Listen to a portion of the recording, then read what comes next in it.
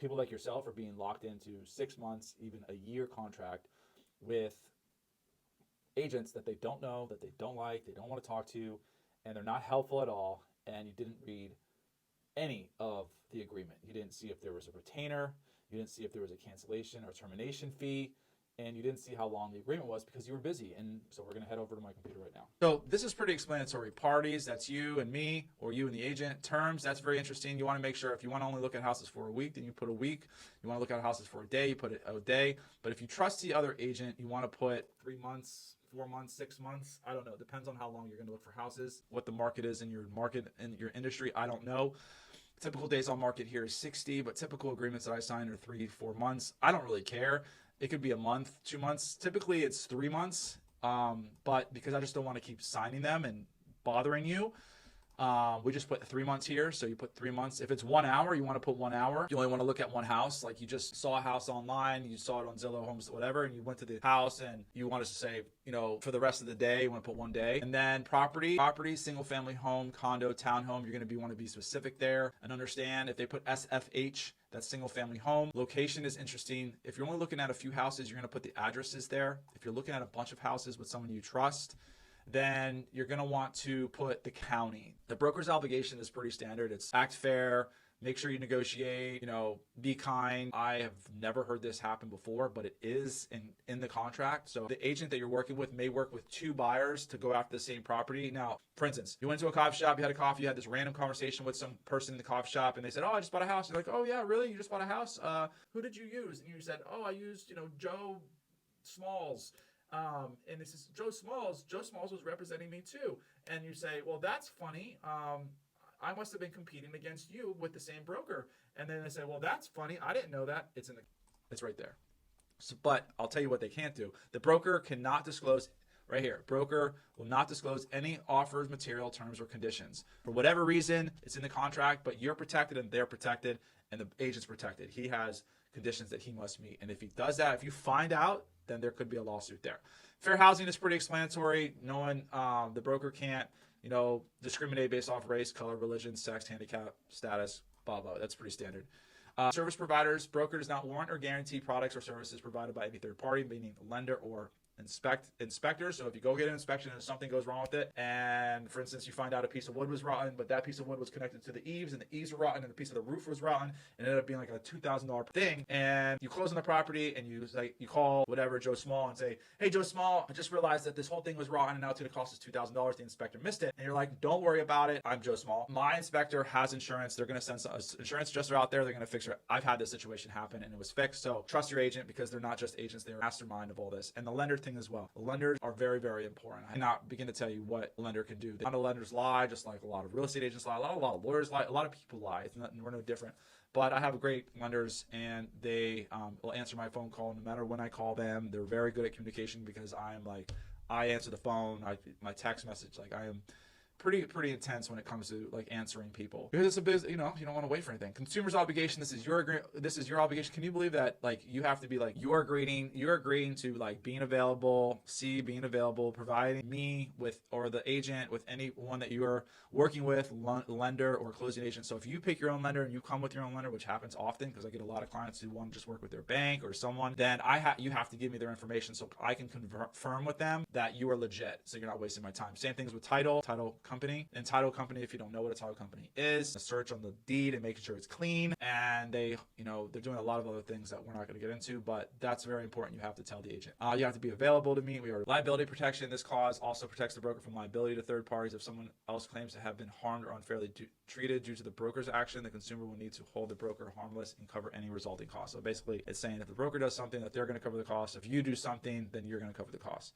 Asking or expecting to restrict the acquisition of property according to race, so you can't be racist. Consulting appropriate professionals, so you can consult legal, tax, that's in your right. Making a diligent good faith to perform this contract, so you literally have to do your best. Section 6 clarifies that a retainer fee is non-refundable and it is earned in addition to the compensation outlined in section 7 that we're about to go over. So it used to offset this compensation, but it doesn't no longer. So you want to make sure that's 0. Compensation, broker compensation. So this is important. This is 3%. It's saying that you're going to pay the broker 3% no matter what happens. I will tell you that 99.9% of the time, and it's been 100% of the time since this agreement's taken effect, it's always paid by the seller. So you don't have to worry about this, but you want to make sure that if you know and trust the agent that you're working with, because you don't want to get caught paying a broker 3% of the purchase price of the house.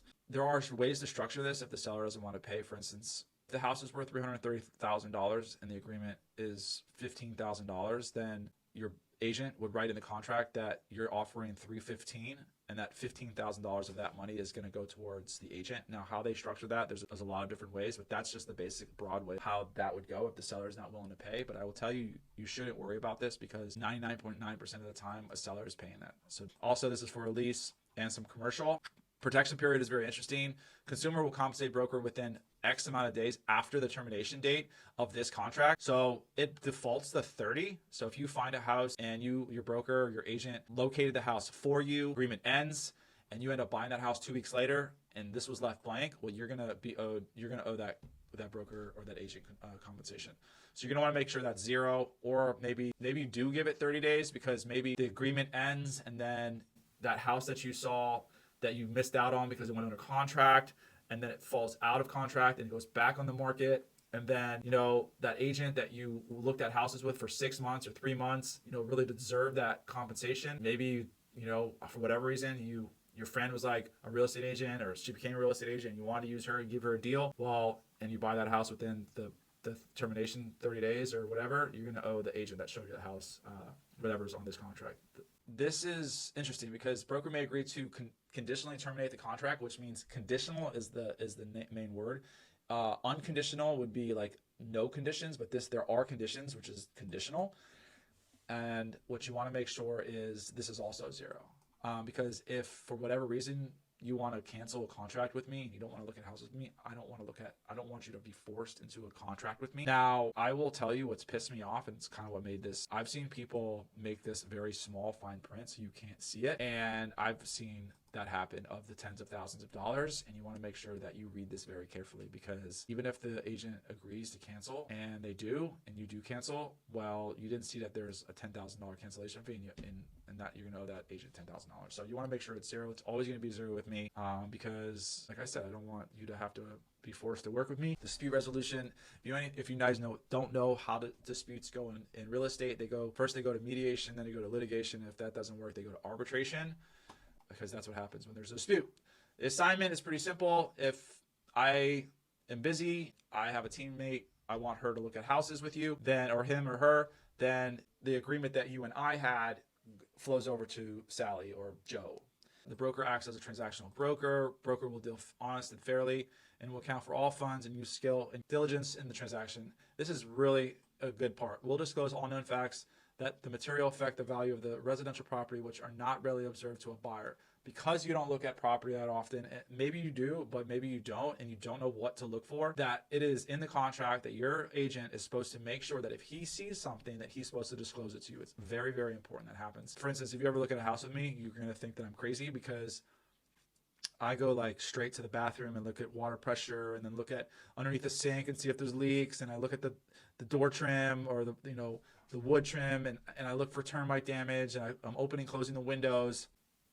That's how I look at houses. I was taught that by someone. I like it. I'm not just like, oh, well, this is the living room, and I mean, clearly it's a living room, right? I will help you with like where to put furniture, and like maybe this wall can come down so you can open up this room and make more lights. Or I love doing that stuff, and I will do that.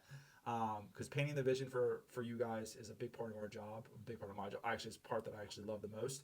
I love making a space personal, and I don't know, I love it. I just love doing that. It's part of the job that I really, really enjoy. And I mean, you guys don't see, you might not have the vision. You might be stressed, so you might, it's just something that I really enjoy doing. If I get the pleasure of working with you, then I'll make sure that you understand like the potential of a house if it's not really black and white. Other terms, you can put anything in here, and you acknowledge this. So, okay, so we have discussed what a BBA is. We have discussed how to avoid being trapped in a BBA for a long period of time. That was the time frame you want to make sure that you put down is 1 week, 2 weeks, 1 month. We have spoken about how to avoid extra fees. That is when we spoke about the retainer fee and the cancellation or termination fee. And now we're going to speak about how to get out of a BBA. And here's the exciting part. Now that you know what a BBA is, we're going to be discussing how to get out of a BBA with no fee. Up to this point, if there was a retainer fee that wasn't paid to the agent from you, I'm not entirely sure how legitimate that agreement would be. If the agent didn't collect a retainer fee and it's been a month or whatever period of time, I'm sure there's some kind of dispute that can be made. I don't exactly know. I can't actually make that claim.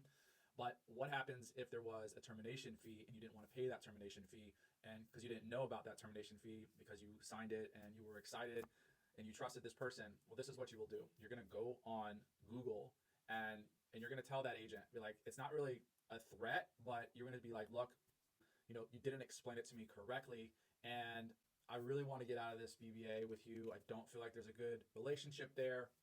Please release me from this agreement with no fee. And the agent can do that. The agent can go ahead and release you. It can be through an email or through an addendum. It doesn't matter.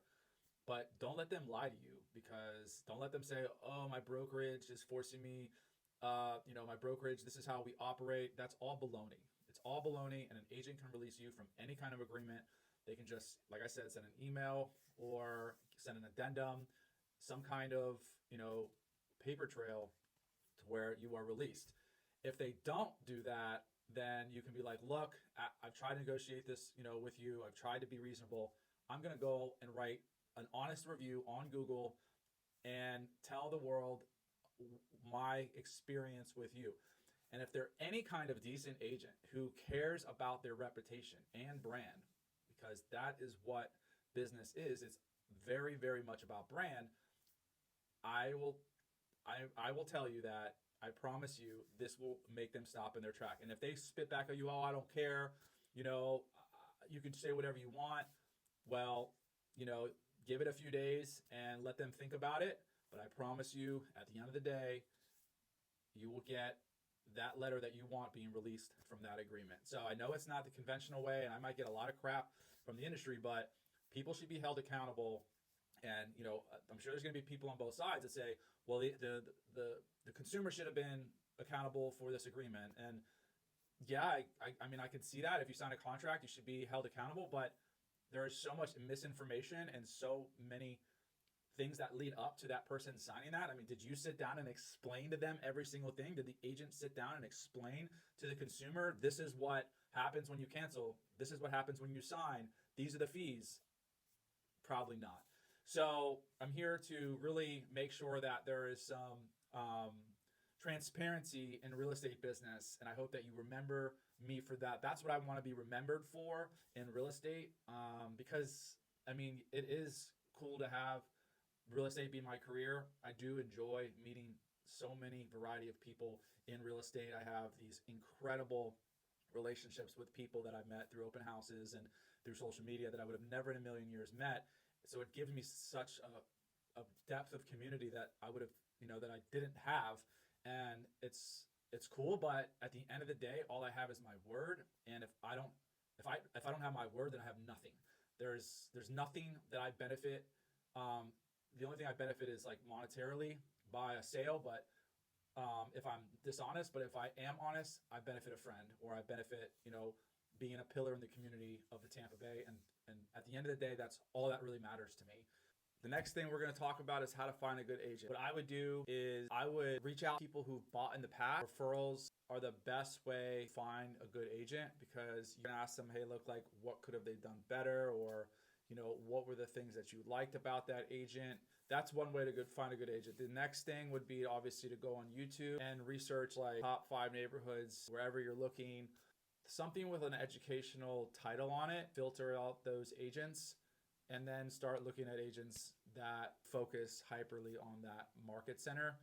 And then you pick an agent who you align with, that you feel is knowledgeable about the environment or market, and who you feel you have like a connection with, who would be honest with you. that is going to differ across so many different spectrums. But at the end of the day, that's how you find a good agent. And that's 2. So 1 is referral, 2 is social media, 3, go to open houses. Go to open houses in areas, meet as many agents as you possibly can. You do not need a BBA or a showing agreement to walk into an open house. You can just say you're looking at houses and you haven't made a decision yet. Don't let them lie to you about having to see that house. I know that's probably a little gray area. Some people will say you have to sign a showing agreement to walk in an open house, but if you are just someone who's looking at houses and hasn't made a decision to buy a house, you're just there to look at houses, then you've technically not made a decision to buy a house, and therefore you do not technically have to sign an agreement with anybody. So don't let anyone lie to you about that. So meeting agents at open house is a great way to meet agents. It's also a great way to just, see someone's expertise face to face. I believe that's the best way you can get the feel for an agent. And that's, I would say, concludes how I would find an agent for you. I just want to thank you so much for stopping on my channel and watching this video. If you found it helpful at all, please like and subscribe.